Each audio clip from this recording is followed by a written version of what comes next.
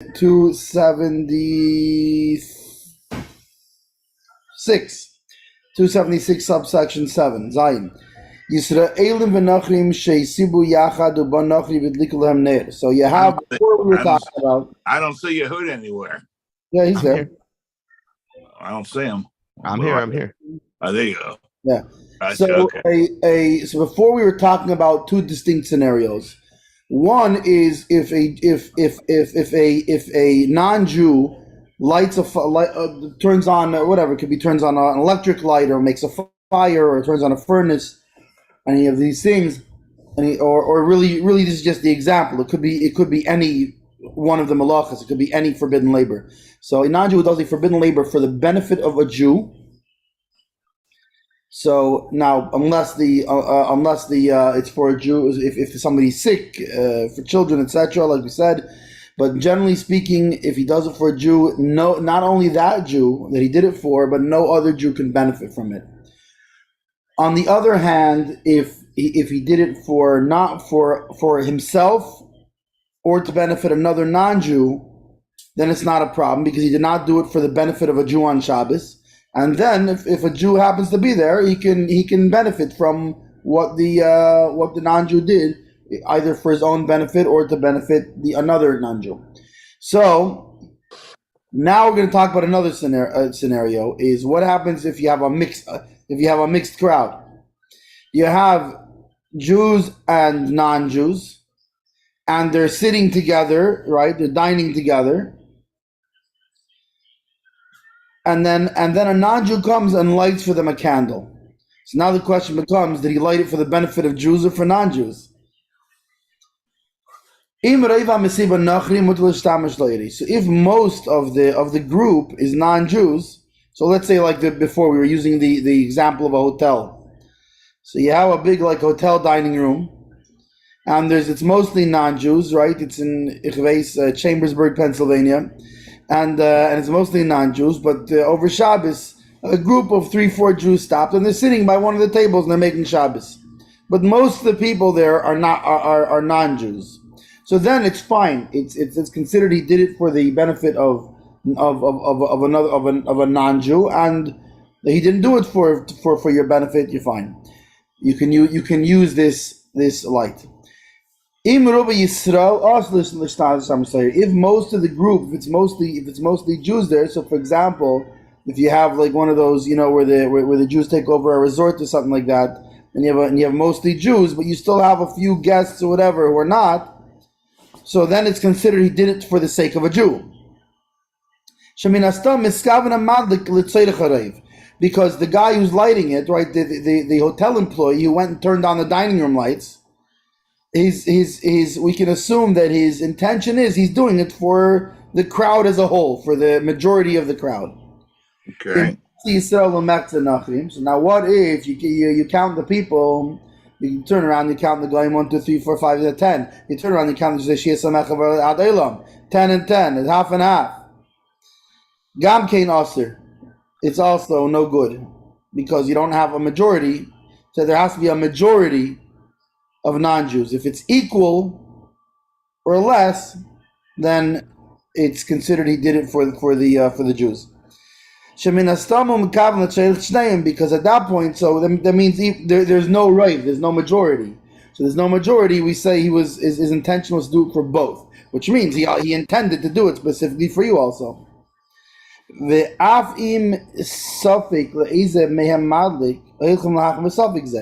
And when you have a doubt as to which one it is, being that the lighting, he's doing this malacha.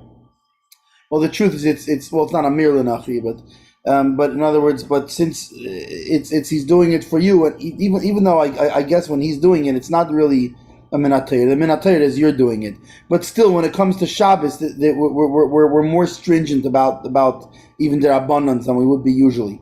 And so in either case, when it comes to a suffix, by this kind of thing on Shabbos, we go to the stringent, and if it's half-half, we count it like it's a majority Jews, and you cannot use this light. And this is all when he's lighting it stamazay, just in a regular situation. That generally speaking, his intention is for those who are sitting and dining. Right? He's opening the lights in the dining room. Our assumption is he's opening it all. He's turning the lights on for the benefit of the diners. In which case, you have to figure out, are most of the diners Jewish or not?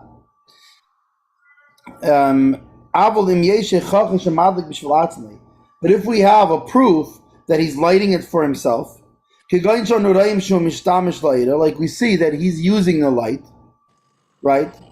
Like, for example, let's say he walks in with some kind of a manual.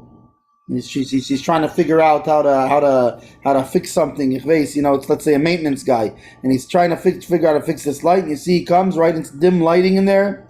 And he comes and he turns on the big lights in the room, and then you see he's leaping to the manual looking to see how to fix it. So he wasn't doing it for the sake of the people who are dining. So it doesn't make a difference who the most of the diners are or not. Clearly, he lit it for himself because he needs to see this manual. So then, Afal P miyad, right away we see, meaning you can see that he's using it. We see immediately; it's immediately obvious. So even though most of the people are Jews, you can use the light because he didn't do it for the diners. And the same would hold true if we have a proof that he's lighting it for another non-Jew, right? So let's say it's not the maintenance man that turns it on. Let's say it's one of the servers that turns it on. But he turns it on, and you see he turns to the maintenance guy and says, "Is that enough light for you to read your manual?" Okay. So clearly he did not light it for the diners, and therefore it doesn't make a difference if the diners are even all Jewish, or half Jewish, or part Jewish, or their mother's Jewish, their father's Jewish. It's all you worry about is he's clearly lighting it for a non-Jew, and he's not lighting it for the benefit of a Jew on Shabbos. So in that case as well, it would be fine. You could use this light.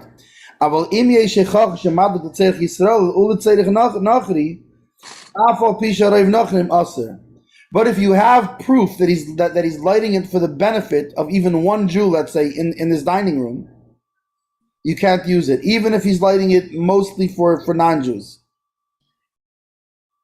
Right? Like, for example, there's a group of non-Jews who come to fix this light. This is funny. It's turning into how many people does it take to switch a light bulb? But right. but he comes in and you see it looks like he's doing it because they need the manual. They need to see how to fix the light. And then he says, and also the guys by this table can't see nothing. It's too dark on this corner. And you happen to know that there's a Jew sitting right by that corner. Boom, he turns it on, problem, because he's doing it. So it doesn't make a difference, even if most of them are non-Jews. So the whole thing of do you go by the most of them? That's when you're making the assumption that he's doing it for the diners. If you don't have any assumption that you're making, you're going based on you have to go based on what the practical proof is. If it's obvious he's doing it only for non-Jews, then it doesn't make a difference, even if most of the diners are Jews. And the other way around, also, if you see that he's doing it for one Jew, you got a problem. You can't use it. Notes. All right, the notes. So said if most of the participants are not Yidden, so the Yidden are allowed to use the light, benefit from the light. The Mishnah Berurah says that the determination is made at the time the lamp is kindled. So once it's determined the use of the light is permitted or forbidden, the ruling remains in effect even if the ratio of Jews to non-Jews changes. Just good to know. So basically, at the moment, it has to do with what he intended at the time. Yeah, what was the intention of did he light it on behalf of these Jews on Shabbos or not? That's what matters.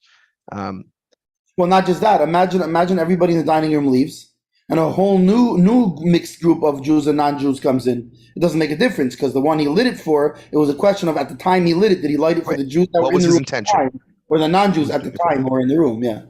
Yeah. So then we said because it can be assumed he kindled it for the sake of the majority. Now, Shulchan Shleima states that other factors should also be considered. For example, is there a particularly important person present whose status is greater than the others? Maybe it's a whole crowd in the hotel room, but the guest speaker is, a Jew, Rabbi Mendel Markel, very important status. That's who they're lighting for. It doesn't matter that there's 600 other people who are or vice versa. Right. Even if the whole crowd's Jews, but they did it for, I don't know, Elon Musk. Elon Musk. Or Hillary Clinton. whichever way you swing. Yeah, so it doesn't matter. So modern halachic authorities have used these rulings in connection with questions regarding an entire apartment building heated by one central furnace. Shmir Shabbos Kol Chasa writes that if Jews and non-Jews live in an apartment building and the heating is turned on during Shabbos, the Yid may benefit from it even if the non-Jews are not present. More stringent laws apply, however, with regard to an apartment building shared by observant Jews and non-observant Jews. If the heating is turned on during Shabbos for the sake of non-observant Jews, the observant Jews are forbidden to benefit from it. See Shevet HaLevi, Ber Moshe, and Igros Moshe in Volume 1 differs and allows an observant Jew to stay at the home even though the heat was turned on by a non-observant Jew. So seemingly a machlekes there. Yeah, I don't know which way we swing, but Well, I mean, it might have to do something with the fact that our furnaces are a little bit different than how their furnaces were. Meaning, we already established that the sages will not trouble you to leave your house because it happened, right?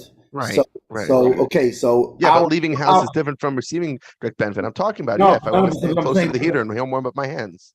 So I'm saying maybe what he's talking about is because in our apartment buildings, you don't generally go and like heat your hands up by the forced heat. It's not a usual thing you would do. It's not like a furnace where when you have a wood stove, right? There's a big difference between the rest of the room and right near the stove. Like, oh, let me come and go warm up by the fire. But by central heating, it's not like it's still something we do. Mostly heating up the room as a whole, rather than like that there's a fire you can go warm yourself by, and there's definitely no light that you could benefit from. There's still that we still do that. This past winter, there were times that I'd come back after walking Shabbos. I wear my Shabbos shoes. They're not as insulated as weekday shoes. Yeah. It was cold, but it wasn't like snow, so I wasn't wearing snow boots. Came back, my feet were cold after a long walk. So I kicked off my shoes and I put my feet by the heating vent that's on the floor. You're a weirdo. Okay, I'm saying it happened several times. Fine. No, but I'm saying the usual use. I think the usual use of our heating systems, and even that, if you put your thing, I don't know, is it made the call? I guess it's the same as warming your hands by the fire. I went to go heat up by the fire instead of just in general the room. I'm specifically trying to benefit from the direct heat. That's the issue. And that's what it implies. It implies that he holds that you can manage benefits from it, as opposed to you don't have to leave. That's what it says. And what's interesting is a step further. He's talking not even about a non-Jew doing it. Here you have a more stringent thing. You have a Jew who did it. Right? Is that the scenario they're talking about? There's a non-observant Jew. Yeah. So that's the problem. That it seems. Wow. Well, at least on behalf of the non-observant Jews. I don't know. Yeah, it says the Igros Moshe wording though is different. It's funny. Most of the paragraph was just who it was done for, and it says benefiting from it. The Igros Moshe line says it's different. He allows them to stay at home, even though the heat was turned on by a non-observant Jew. Wait, but his wording is different. So his wording is interesting. Wait, he allows them to stay home. It doesn't say allows them to put their feet in front of it. He's allowing, so meaning that he would hold that even if it was a non-Jew, even if it wasn't a non-Jew, even if it was a non-observant Jew, the sages would still not trouble you to leave your home. That's the implication of that. Even home, leaving home. He's saying you don't have to leave. He's not saying you can benefit from it. You can put your feet in front of it. Otherwise, you'd have to leave. Yeah. Right. Interesting. Okay, moving forward. So he said, so if there's evidence that he kindled it for his own sake, so we see that immediately afterwards he made use of the light. So he did it for himself.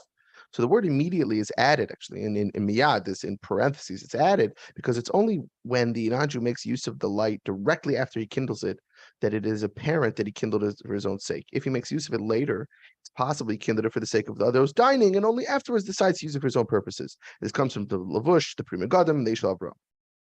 Now, the same rule applies if it's evident, it's clear that he's lighting it for the sake of another non-Jew.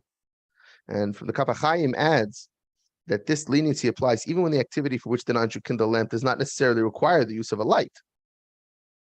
So it's time they lit the light, not for a direct activity, but right. It doesn't. That's irrelevant to that point. It's just a question of who. Bottom line is who did he light it on? Yeah, exactly. Yeah. The fact that he was overdoing it, and the guy didn't really need it. Fine, different story. His intention was not to light it for you or another Jew. Yeah, exactly. All right, Ches. Ches, b'ktsas mekaymis nagu rabim lahakel b'amidl lenachri lahadik nedis l'tzeilich seuda kishenichbu hanedis. So in some places, the custom has become lenient in instructing a non-Jew to light candles for the need of the Shabbos meal. If the candles went out, and it would be impossible to eat. It's dark enough that you simply can't eat. You can't see the food.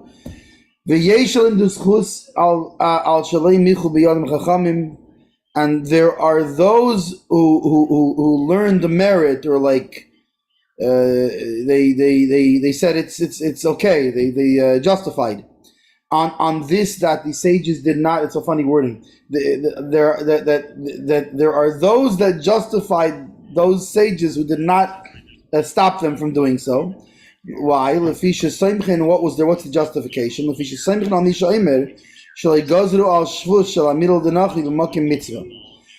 That there's some said that this, because you rely on the opinion that says that you don't make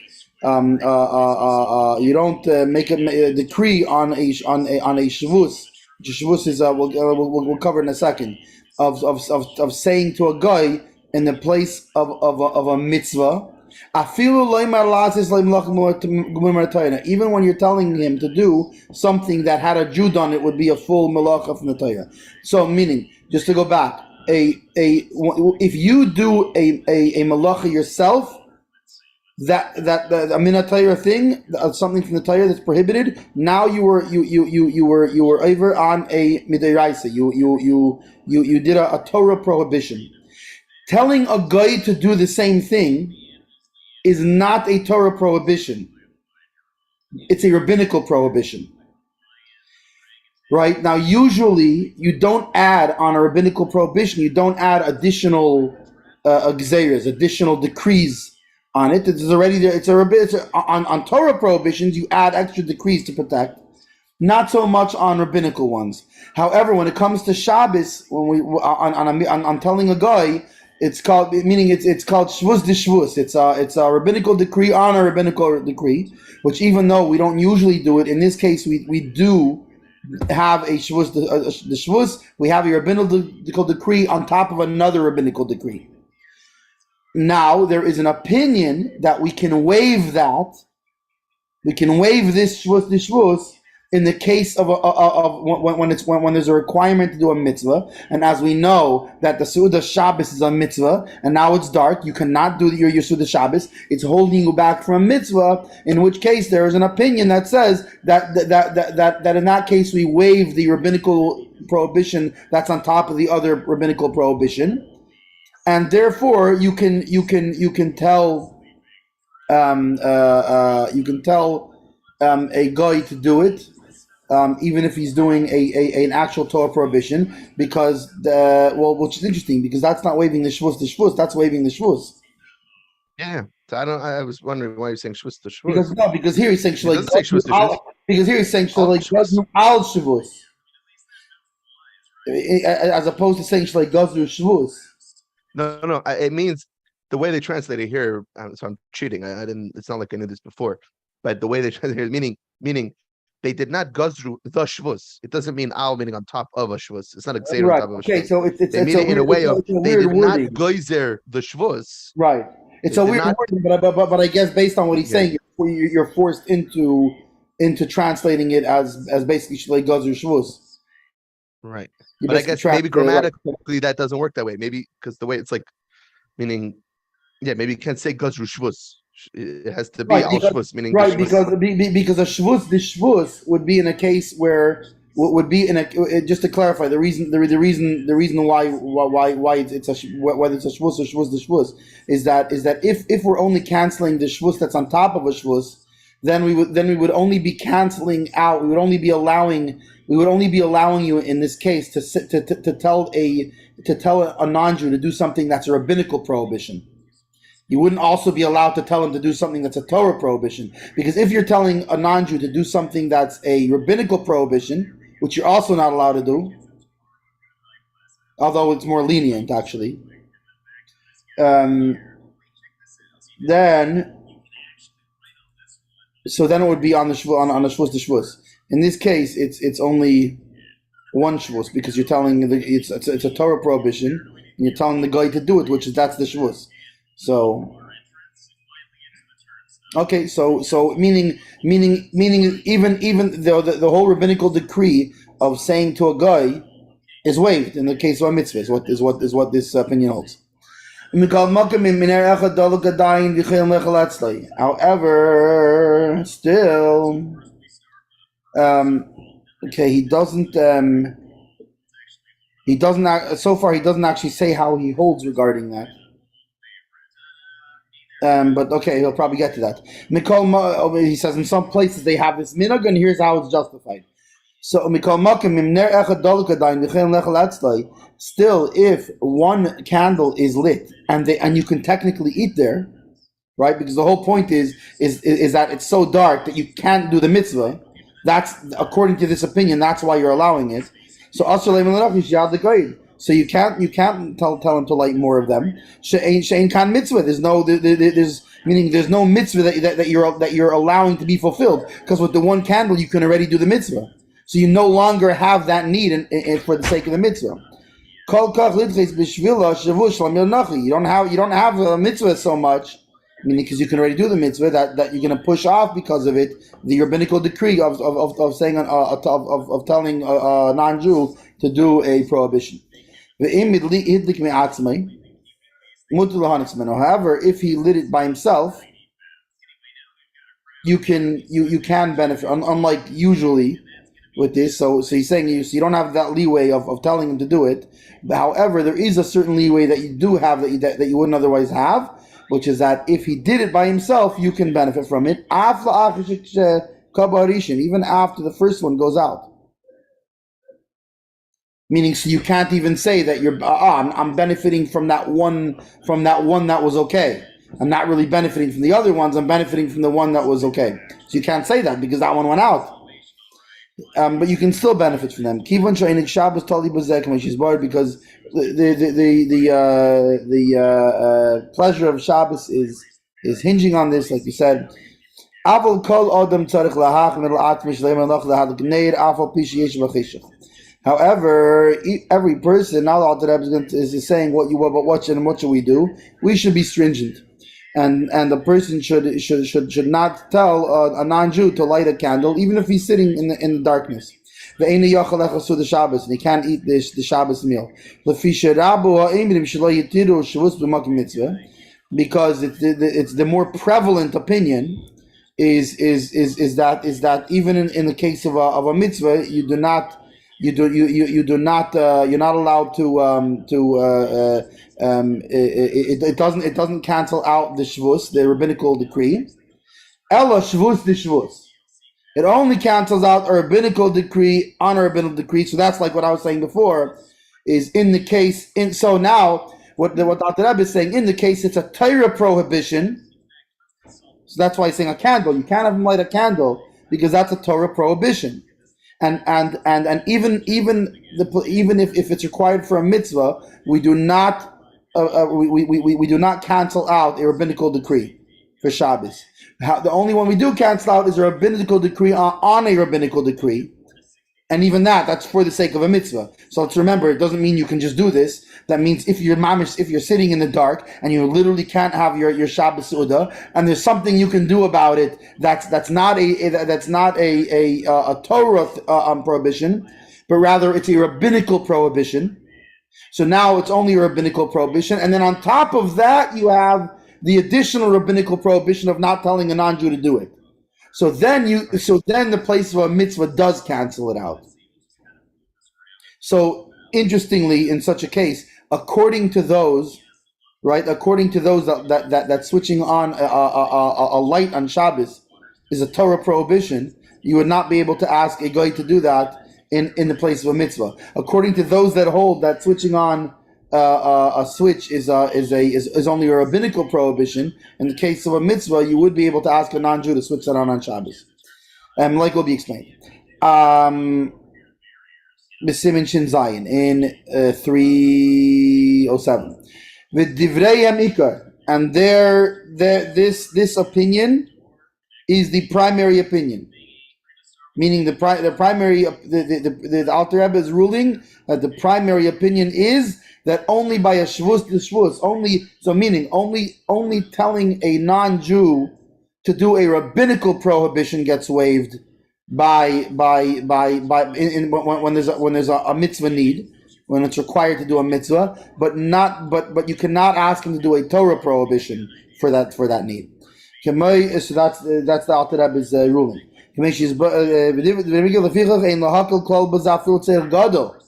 And therefore we should not be lenient on this, even in a big need. And by the way, this is an important thing that he's telling us here, because what happens is sometimes when you have to paskin something for Shabbos, right? So the question is, wait a second, there's a big need. So even though the Alter Rebbe primarily holds like this opinion, but can I, in a case of great need, can I go by that other opinion?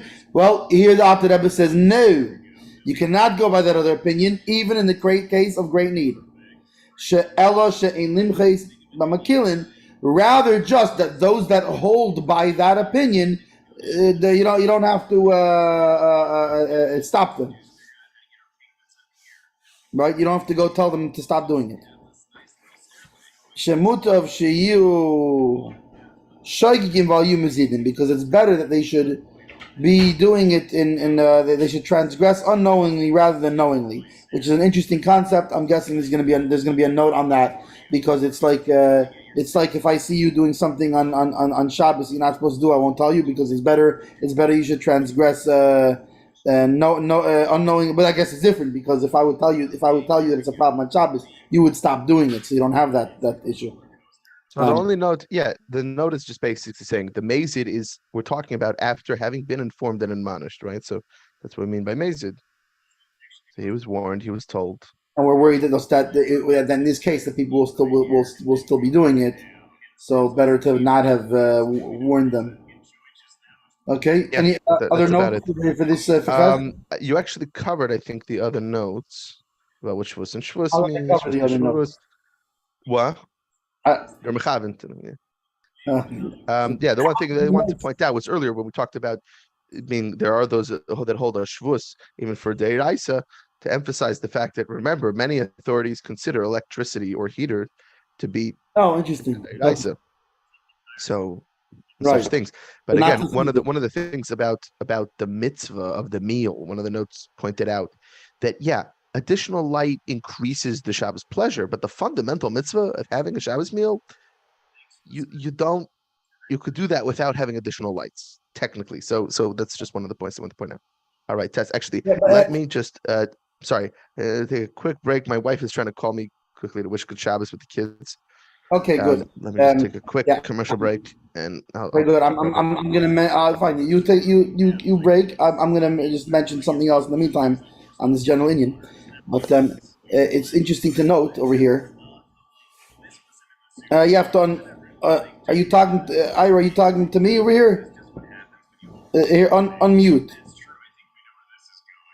Unmute.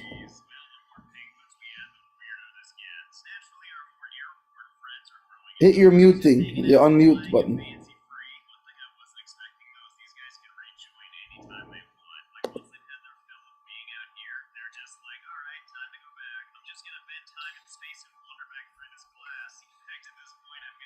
Am I unmuted now? Yeah, I can hear you now. The question I have: how much more material do you guys have to go through?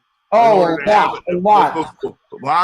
We've just, this is the tip of the iceberg. We're only doing Chazar. We're only doing a review of the because first of all, before this, you have to first do it in the regular Shulchan Aruch of Yosef Cairo. No, but for your test for Sunday. For your test on Sunday? No, a lot more. We're only about halfway through our reviewing. Did you already review it once before, or First you have to do it. The different people do it different. First you have to do it in the actual Shulchan Aruch, meaning not the Alter Rebbe Shulchan Aruch, but Yosef Karo's Shulchan Aruch, and you have to do it with the Taz and the Magen Avram commentaries. Okay, then what some people do, I don't know that everybody does this, but I think everybody should do this, because then it's worthwhile learning it with the Mishnah Brura, because the Mishnah Brura, which is the Chafetz Chaim, he adds a lot of interesting points and brings a lot of opinions that aren't necessarily mentioned when you're doing it like just in the regular Shulchan Aruch. So that's another good review. The question is, how much more do you have to cover before? A lot. How much more do you have to cover? We're about 2/3 of the way through. Wow, you think you're going to be able to cover? I hope you cover it all. Well, we're both in Crown Heights, so we're going to continue over Shabbos. Good for you. So I just want to mention something interesting is that when you have situations, just to give an idea of in other words, why is it important to have a full knowledge of all these things? Because you have people whose lives are relying on certain things, and they have certain issues that come up. And as a Rav, it's not just a matter of knowing when to tell them what they're not allowed to do. It's also a matter of sometimes when people are in a tight situation for one reason or another, to be able to know when can you be lenient. In other words, it's not. In other words, again, not that you want to always try to be lenient, but ask Ben. I don't know. He usually does it. But sometimes if somebody's ill or something like this, whatever it is, various situations. Now, of course, when somebody's ill, we learned already that you're allowed to tell a guy straight out to do it anyway. But just as an example, there's different things that where as a Rav you would be looking specifically to find the most lenient way for the people to be able to do it. So one good example here is the Alter Rebbe says here that let's say we're talking about lights, right? About electric lights. So we said that he already says that you cannot go by the opinion that for the need of a mitzvah, you override the rules of telling a non-Jew, right, do a Torah prohibition. You even in a great need, you cannot override that, right? But then right, meaning obviously in a case of great need. So then a Rav might look at another idea. Wait a second. So I can't override him I can't rely on the opinion that overrides him doing a Torah prohibition. However, now there's another consideration. In this case of great need, for a mitzvah, are we able to adopt the opinion that turning on an electric light is a derabanan, and not a minat Torah? So there's a lot of these different things. This is why it's important to know all the different, not just the rulings, but to know all the different things that come into the rulings, and when according to the Alter Rebbe, which things or not even Alter Rebbe, because electric lights is out. It was a conversation after the Alter Rebbe. There was no electric lights for the Alter Rebbe, but understanding when, what are all the different aspects, and in which aspects are you allowed to be lenient for the sake of a mitzvah, and which are you're not allowed to, which you can. So anyway, just pointing out that thing.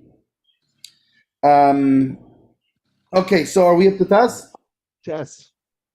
Tess. So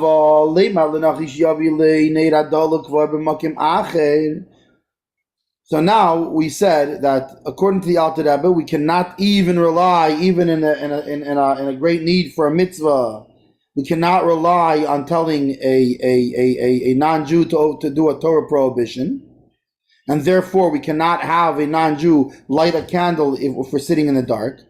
However, and I guess this is on the lines of what we're just saying. Wait a second, you got to be. You have to think about this. There's other possibilities here.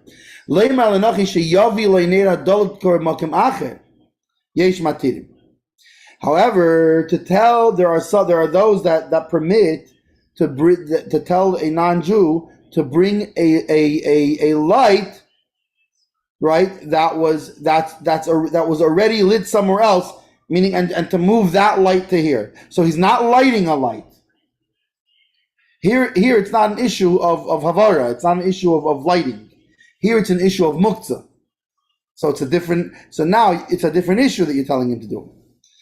And some say you can do this. Even in a case that he could manage without it.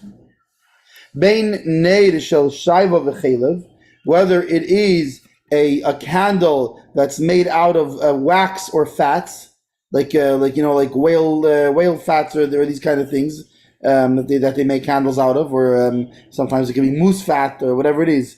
Whatever. I don't think there's so many moose, and there were so many moose in Russia necessarily. But I don't know. Whatever fat animal was in Russia. I don't know. Bear fat. Is Yehuda back? Yeah, or if it's a candle of oil. Why?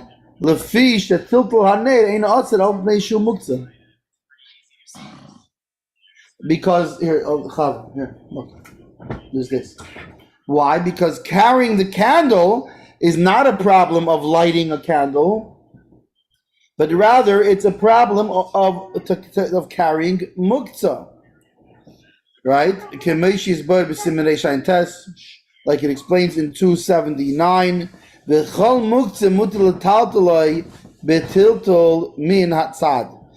something that's muktzah can be carried in a way that's an irregular sort of way. Like min hatzad literally means from the side, but meaning like something that you would usually carry on the top and you're carrying it on the side, meaning you're carrying it in a way that's irregular. Like it explains in 3:11.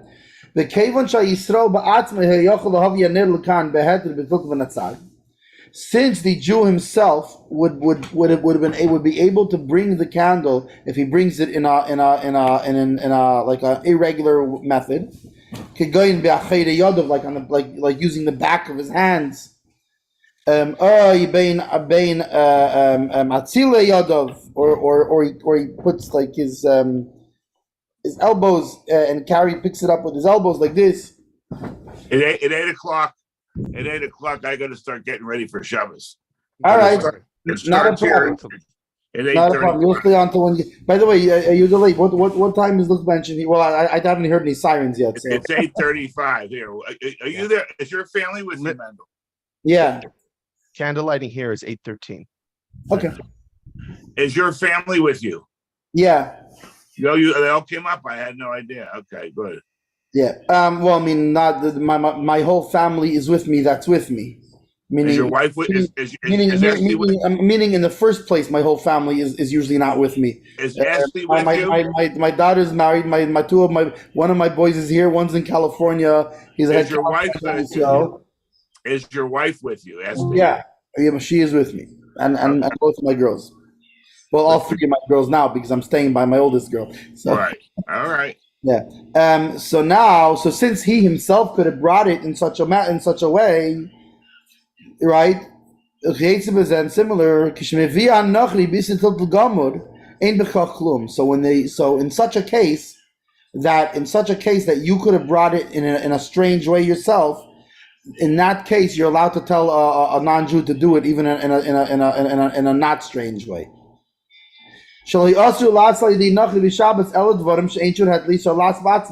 That the whole prohibition of telling a non-Jew to do something is specifically by things that there's no permitted way for the Jew to do it himself. And by the way, the logic behind this is, let's remember that a non-Jew is allowed to do a malacha if it's for his own benefit. He's not allowed to do it for your benefit. So in this case, the fact that you were able to bring it The only difference is you would have to bring it in a strange way, right? Now you tell the non-Jew to bring it, and he's bringing it in a regular way. Whose benefit is he bringing it in a regular way for? He's bringing it for his own benefit in a regular way, because it benefits him to not start picking up the candle with his elbows, and it's beneficial. He's doing it for his own benefit. Let me just pick it up and bring it. Well, you want me to pick it up like this and whatnot? That's his own benefit. He's doing that for. Maybe there's other logic behind it, but that's the. I forget where I saw it. I think in some introduction in Mishnah Brewer or something like that. But that's the logic behind it. Is the fact that he's doing it in a regular way. That aspect of it he's doing for himself, not for you. And since you would have been able to bring it, so he can bring it even if he does it in a regular way. Then he's not doing that for you.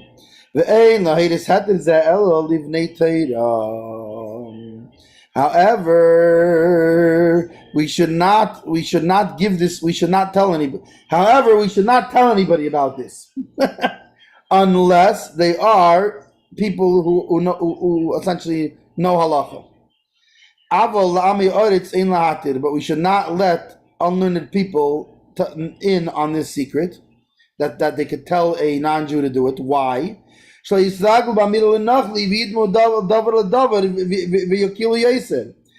this whole thing, it's a very specific case, right?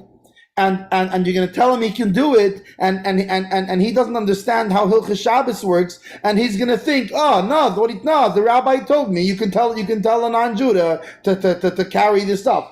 He's missing that. No, it's only in the case of because it was a tzedek mitzvah. He's missing the case that it's only when there's a permissible way for you to do it. He's missing all the fine points of it. Then he's going to walk away thinking, I'm telling you, my rabbi told me. He's a known rabbi, and he said I can tell a non-Jew to do it. And by the way, this is it's not just this is a common sort of thing, right? Because how often do you hear people saying like, I'll just hint to my neighbor to turn my lights on. There is no heter to hint to your neighbor to turn your lights on. If in other words, either he can do it or he can't do it. There are certain things where we're hinting at something to do with something. But generally speaking, you can't just go tell your neighbor and hint them. Hey, by the way, my lights are off, and then they come and turn it on for you. You have a problem. They just did a malacha for you. Now you can't benefit from it. Wait a minute, Herschelin. He used to have it set up. He used to have it set up where all he had to do was knock on his Gentile neighbor's door, and he already knew. We don't know exactly what his Rav told him in that case. We don't know what the exact situation was. So again, this is exactly the point the Alter Rebbe is making here. Is you don't tell people to do this, because then somebody will say, he already knew in advance what he needed. But I'm saying no, but even if a guy knows in advance, that doesn't. If my neighbor knows in advance that's what I want when I knock on his door, he's still doing it for me. It's the same problem. Now, right. Again, in that case, we don't know what the specifics were. So I'm assuming he asked the Rav, and the Rav told him in this case do it this way. But again. The problem with that is, and this is why we have to be very careful with these things, is then somebody else can say, I saw he knocked on his neighbor's door and they did it for him. So obviously you're allowed to do it that way. No, you're not. Now again, in his case, I'm sure he asked the Rav, and there was a very specific need that there was, and whatever it was, and therefore he's able to do it. I'm not sure. You have to be very careful with these things, because generally speaking, you cannot have, even if you arranged it before Shabbos, you cannot have a guy, and not only that, even if you didn't arrange it and he went and did it by himself, you cannot benefit from a malacha that a non-Jew does for you on Shabbos, period, unless there is, not period, comma, unless there is someone sick or children. By the way, he might have had small children at the time is another thing that needed something or another, whatever it is. Real quick, 33 years ago, I was going to Share Torah at the beginning, and it was Shabbos day, and the janitor, all the lights were out. It was dark. Rabbi Klutanik says to me, "What do I was spaghetti. I know Gornish." He says, "Ira," he says, go out and find a non-Jew to come in and turn the lights on, but you can't let them know that we need the lights on. I said, okay. So people were walking up. I said, are you Jewish? Yeah, Jewish. Yeah, Jewish. No. I said, I need your help. He said, well, what's wrong? I said, I can't. Come on in. I'll show you. So I had to try to walk him all the way upstairs and I said, for some reason, it's dark in here, And he says, and he goes and he sees the switch panel. He said, well, why did you just turn on the lights? I said, oh. But that again, I don't know the exact situation in which the rabbi allowed this. But generally, generally we can't do that because the fact is the non-Jew is turning it on for the Jew. Anytime even if the non-Jew were to walk in and you didn't tell him anything and he goes, man, it's dark in here. Why don't you turn the lights on? And he turns the light on. There's a problem. Well, then why did Rabbi Kletenik say to me again? So that's exactly the point that the Alter Rebbe is making here. The point that the Alter Rebbe is making here is that's why we should not tell people to do that. Why? Because okay, Rabbi Kletenik knows the halacha, so he knows in which case and for what reason and for what purpose you are allowed to do it, which is very specific, and in which case you're not allowed to do it. Now somebody else will go and say, no, listen. You're allowed to tell a non-Jew to come, and you're allowed to just tell him, hey, it's dark in here, because I saw Rabbi Kletenik did it. Yeah, but you don't know we don't know the exact situation under which he did it. A, we don't know which place can be held by. B, we don't know. There's a lot of right. So therefore, the bottom line is, and by the way, like it says, what is it when in doubt? Something do without.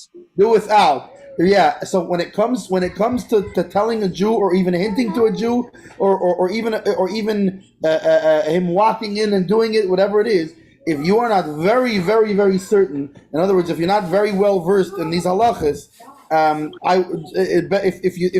don't do without it better. That's what I say. It's very easy to trip up in these halachas, right? And so better to not to do without it. Sit in the dark. 18 minutes after. I'll do it after. Okay. So anyway, notes. Okay, 2 minutes to do notes on this. No. Okay, so basically, at the beginning we said it doesn't matter whether it's beeswax, tallow, or oil. There's an added difficulty with an oil lamp because when it's carried, the shifting of the oil will cause it to either be partially extinguished or to burn brighter. So thus involving the two forbidden labors of extinguishing and kindling. Nevertheless, even if one maintains that it's an inevitable result, what's called a psik resha, like when you chop the head of a chicken off its body, it automatically dies. So this is inevitable of carrying the lamp. License is granted to have a non-Jew perform an activity that a Jew would be permitted to perform, even though a scripturally forbidden labor will be performed as an inevitable result, since this was not the non-Jew's intent. Okay, next note. So we said, as we see in Shin Yud Aleph, in that source, the Alter Rebbe distinguishes between carrying an object by hand and carrying it with other parts of his body. The whole thing, do it with a shinoi, as is commonly talked about. So we said, but nevertheless, this lenient ruling should be imparted only to a learned person.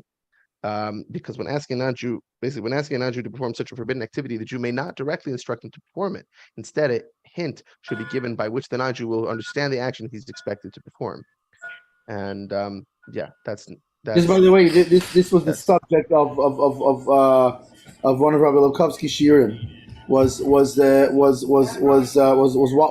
is psik resha allowed by a guy? The bottom line is the malach is happening.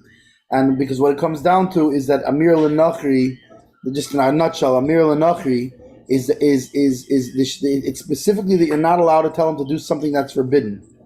But the thing you're telling him to do in and of itself is not an issue. The psik resha is on a malacha that might happen on the side. So therefore, being that his intent, like you just said, his intent is not that malacha, so it doesn't make a difference that it's psik resha because he's not your shliach for putting out or turning on the light. He's only your shliach for moving it, which is permitted. So since he's only your shliach for the permissible thing, what happened with the other with it going out, with it possibly going out or whatever it is not part of your shlichus to him. So that's just a worthwhile thing to yeah. I gotta run. 801. Let's stop going. Let's go off of being live. Okay, so let's stop live.